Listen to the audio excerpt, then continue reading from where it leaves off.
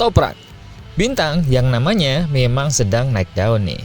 Berita kepindahannya mungkin terlihat sebagai salah satu percobaan untuk seberapa jauh bintang superbike mampu bertarung di MotoGP. Namun, melihat dari sisi lainnya, ternyata kini terungkap bahwa Toprak seperti dugaan-dugaan sebelumnya nampaknya memang disiapkan menjadi poros baru Yamaha. Terlebih dengan ancaman hengkangnya Fabio Quartararo. Apalagi 2027 ban akan berubah menjadi Pirelli di mana Toprak sangat menguasai akan hal itu. Akankah Toprak bisa setara atau melebihi Quartararo? Dan juga ada kabar kurang enak nih. Ternyata pemilik baru MotoGP Liberty Media tidak menyukai Marc Marquez. Wah. Dan juga ada KTM yang bersiap bikin gebrakan. Sponsor baru berarti merubah livery yang Red Bull tak akan lagi dominan. Nah, seperti apa lengkapnya? Kita bahas.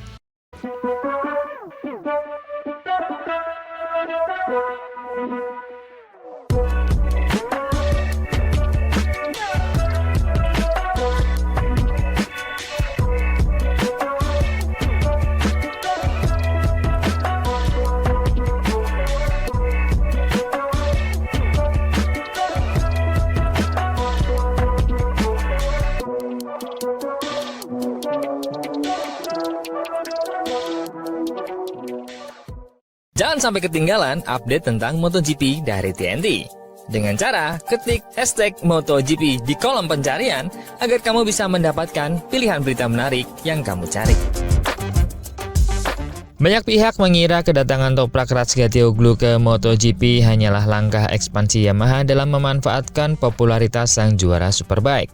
Namun, dari sudut pandang internal, perekrutan Toprak justru menggambarkan satu pesan yang jauh lebih besar. Yamaha tengah membentuk penerus Fabio Quartararo untuk masa depan proyek MotoGP.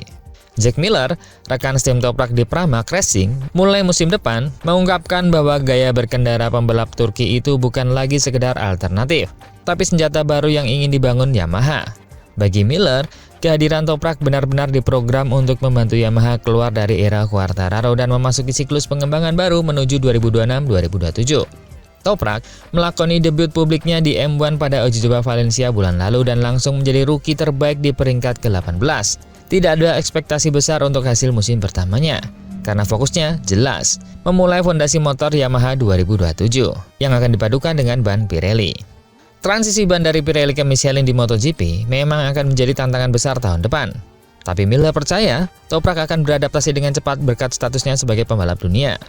Dia pembalap motor level dunia. Saya yakin dia akan menyesuaikan diri dengan cepat, ujar Miller saat tes Valencia. Motornya tetap punya 2 roda dan 1 tuas gas. Dia pasti bisa menyelesaikan semuanya dengan cepat. Lebih jauh, Miller menegaskan bahwa Yamaha tidak hanya menginginkan Toprak sebagai pembalap, tapi sebagai kunci data. Selama ini, pengembangan Yamaha banyak bergantung pada gaya balap Quartararo dan sedikit dari Alex Rins. Dengan diperkirakan hilangnya sosok Fabio Quartararo mulai 2027, Yamaha membutuhkan karakter baru sebagai acuan. Disinilah Toprak masuk. Gaya braking agresif, corner entry ekstrim, dan juga kontrol ban yang khas Superbike akan membuat arah riset baru yang belum pernah dimiliki M1. Memiliki pembalap seperti Toprak dengan gaya berkendara yang benar-benar berbeda akan memberi Yamaha tipe data baru, jelas Miller. Kamu bisa melihat apa yang dia lakukan dengan motornya, bagaimana dia melakukannya, dan disitulah kekuatan Yamaha ke depannya. Dengan kata lain, Yamaha tidak semata-mata mencari pengganti pembalap yang cepat. Mereka mencari pengganti pondasi sosok yang memimpin arah baru. Dan saat Fabio Quartararo melangkah keluar, pusat gravitasi proyek Yamaha otomatis bergeser ke nama baru yaitu Toprak Razgatlioglu. Musim 2026 mungkin masih menjadi fase penyesuaian. Namun jika semuanya berjalan sesuai rencana, Toprak bukan hanya datang untuk menggantikan Quartararo. Dia datang untuk merebut posisinya sebagai poros proyek Yamaha. Bukan sekedar pembalap baru, tapi wajah baru masa depan M1.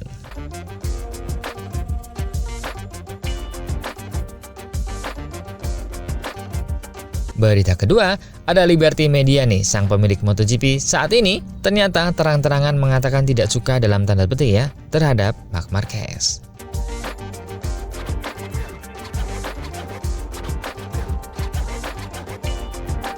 Liberty Media datang ke MotoGP dengan sebuah visi besar, menjadikan kejuaraan ini setara dengan Formula One. Sebagai tontonan global, penuh drama, ketegangan, dan persaingan yang tidak terduga di setiap akhir pekan. Mereka ingin MotoGP masuk ke era baru, Dengan pasar yang semakin meluas, basis penggemar internasional yang meningkat, dan cerita-cerita kompetitif yang membuat publik terpaku sampai lap terakhir musim. Namun, untuk mencapai tujuan itu, ada satu masalah besar yang sulit mereka abaikan, yaitu Marc Marquez. Masalah ini bukan karena Marc Marquez tidak laku, justru sebaliknya. Ia adalah magnet massa, ikon global, pahlawan nasional Spanyol, dan pembalap yang kemenangannya sudah menjadi legenda. Tapi bagi Liberty Media, Marquez adalah paradoks. Dia menciptakan pertunjukan sempurna di lintasan, namun sekaligus merusak pertunjukan dari sisi bisnis.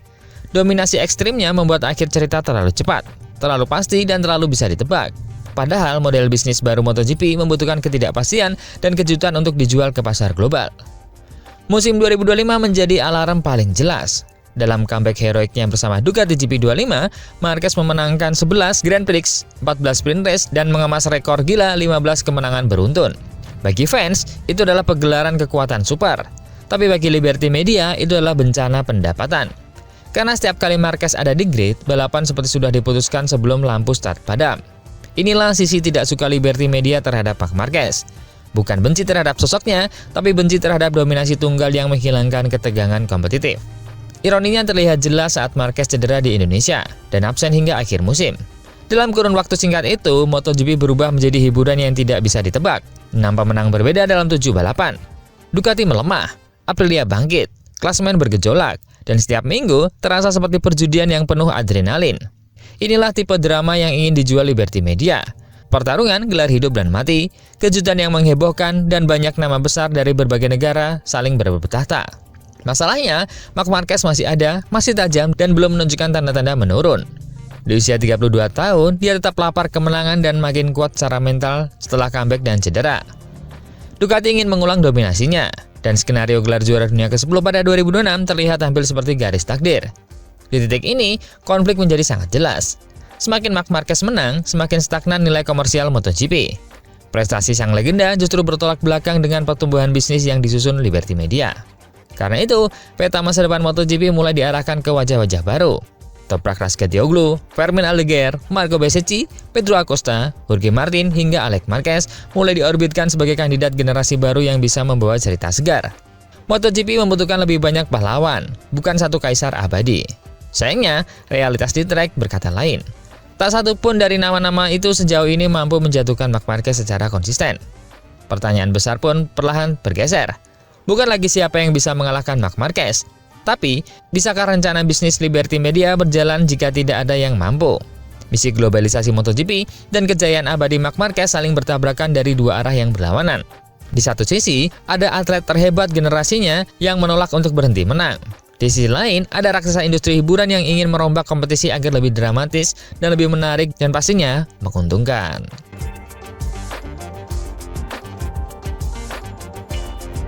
Berita ketiga, KTM mungkin bakal ada sponsor lain nih selain Red Bull. Wah, liverinya bakal seperti apa ya?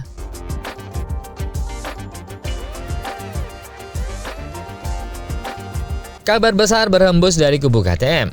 Dan kali ini bukan soal mesin 850cc 2027 atau perkembangan teknis motor, tapi sesuatu yang jauh lebih menarik bagi publik. Datangnya investor baru dan potensi sponsor baru yang bisa mengubah wajah tim secara drastis. KTM mengonfirmasi bahwa mereka telah menerima minat tingkat tinggi dari sejumlah pihak yang ingin berinvestasi di program MotoGP mereka. Dan menurut CEO KTM Gottfried Nummister, kesepakatan besar bahkan bisa tercapai sebelum Natal. Jika hal itu benar terjadi, maka konsekuensinya sangat jelas. Identitas visual KTM bisa saja segera berubah. Selama bertahun-tahun, KTM sudah identik dengan Red Bull. Warna oranye pekat, aksen biru tua, logo banteng merah, dan karakter agresif yang melekat di setiap motor RC16. Tapi kali ini, dengan 30% biaya operasional akan dibantu oleh mitra baru, kemungkinan besar akan ada nama besar lain yang ikut tampil di bodi motor KTM. Dan di titik inilah fantasi penggemar langsung berputar. Siapa sponsor baru itu? Dan seperti apa livery KTM musim mendatang? Latar belakang dari semua ini cukup dramatis. Selama 12 bulan terakhir, KTM digunjang krisis keuangan besar. Sebelum akhirnya dikokohkan kembali lewat masuknya mayoritas saham baru milik Bajaj. Pabrikan Austria kemudian membuka pintu untuk investasi eksternal. Bukan untuk menjual kendali, tapi untuk memperkuat fondasi finansial jangka panjang. Nummister menegaskan, mereka mencari mitra, bukan penentu arah. Kapital saja tidak cukup, harus ada kecocokan visi dan rasa saling percaya. Dia bahkan mengaku menerima pertanyaan hampir setiap hari dari para calon investor dan sudah berdiskusi langsung beberapa kali. Dengan lonjakan ketertarikan sejak MotoGP diambil oleh Liberty Media dan semakin glamor secara komersial, KTM kini berada di posisi barang panas untuk pasar investasi. Nah, jika investor baru masuk, otomatis muncul pertanyaan yang paling mengusik rasa penasaran fans. Apakah Red Bull masih akan menjadi satu-satunya brand besar di livery KTM? Jawabannya tidak sesederhana ya atau tidak. Red Bull kemungkinan besar tetap menjadi sponsor utama. Kolaborasi mereka terlalu historis dan terlalu dalam untuk diputus begitu saja. Tetapi sistem sponsor tunggal mungkin tidak akan lagi dominan. KTM bisa saja tampil dengan dua raksasa brand sekaligus. Nama-nama dari otomotif, teknologi, energi, fintech, dan bahkan lifestyle global muncul dalam spekulasi komunitas. Bayangkan jika warna oranye khas KTM mulai bertemu dengan elemen baru, hitam emas, putih perak, atau aksen neon jika sponsor teknologi ikut masuk. Tidak tertutup kemungkinan KTM akan menampilkan livery hybrid yang lebih modern dan komersial, layaknya gaya Liberty Media di M1. Desain tajam, branding penuh, aura glamor, dan juga suasana tim yang jauh lebih showbiz dibandingkan era tradisional. Dan jika sponsor baru itu membawa warna utama yang kontras dengan oranye merah Red Bull, maka motor KTM 2026-2027 bisa menjadi yang paling berbeda dalam 10 tahun terakhir. Apalagi ada faktor lain yang memperkuat spekulasi ini. Nama-nama besar juga sempat dikaitkan dengan KTM saat mereka membuka pintu investasi, termasuk Lewis Hamilton saat musim dingin lalu. Tidak ada konfirmasi apakah Hamilton masih ada dalam daftar peminat, tapi hal itu menunjukkan bahwa KTM saat ini bukan sekedar pabrikan motor. Mereka adalah brand yang sedang diburu. Jadi, wajar jika publik kini tidak hanya menunggu bagaimana performa mesin baru 850cc KTM di MotoGP 2027, tapi juga menunggu motor seperti apa yang akan keluar dari garasi mereka. Jika kesempatan investor benar selesai sebelum Natal, maka musim depan bisa menjadi awal era baru KTM. Sponsor besar tambahan, gaya komersial baru, serta livery yang mungkin membuat fans terpana saat pertama kali dipamerkan.